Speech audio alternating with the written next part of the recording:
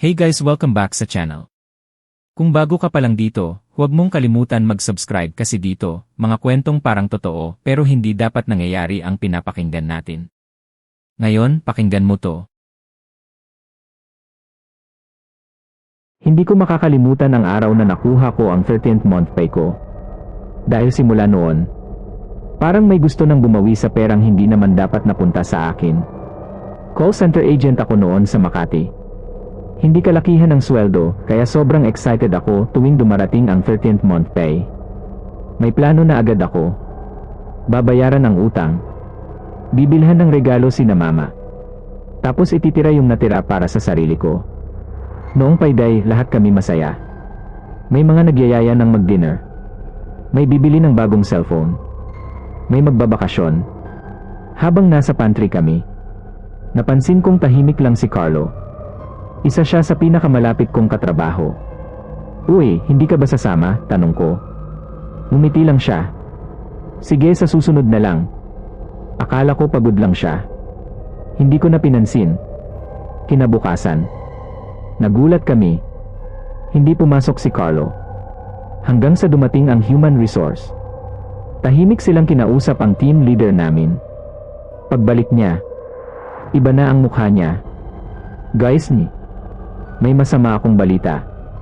Patay na raw si Carlo. Naaksidente siya pauwi. Gabi mismo ng payday. Natahimik kaming lahat. Lumipas ang ilang araw. Unti-unti ring bumalik sa normal ang trabaho. Isang gabi, graveyard shift ako. Bandang 2:00. Habang check ko ang online banking app ko, napansin kong mas mataas ang laman ng account ko. Akala ko delayed incentive lang. Pero nang tingnan ko ang transaction history, may bagong pumasok. 13th month Eli credit. Napakunot ang noo ko. Nakuha ko na to ah. 2 beses akong nabigyan. Inisip ko na baka payroll error lang. Plano kong i-report kinabukasan. Pero bago pa ako makaalis, may nag-message sa office group chat. Galing sa account ni Carlo. Simple lang ang nakasulat. Pakibalik yung pera. Nanlamig ako. Agad may nag-reply. Hoy, sino gumagamit ng account niya? Wag naman ganyan. Maya-maya, na-delete ang message. Inisip naming may naka-access lang sa account niya. Pero, kinabukasan, sinabi ng AT, naka-deactivate na raw ang account ni Carlo noong araw pa ng libing niya.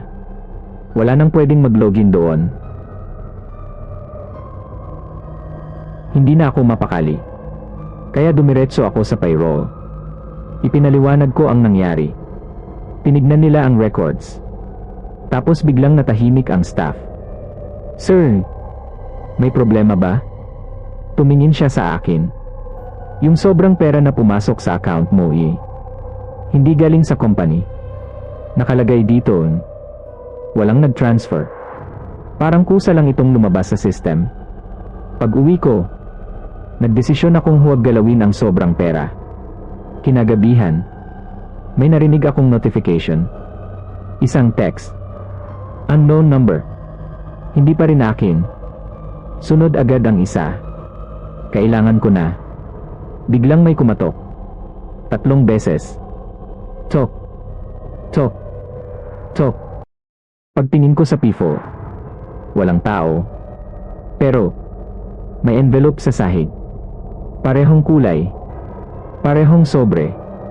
Na ginagamit ng kumpanya namin tuwing nagbibigay ng bonus. Kinabukasan, ibinalik ko ang eksaktong halaga sa payroll.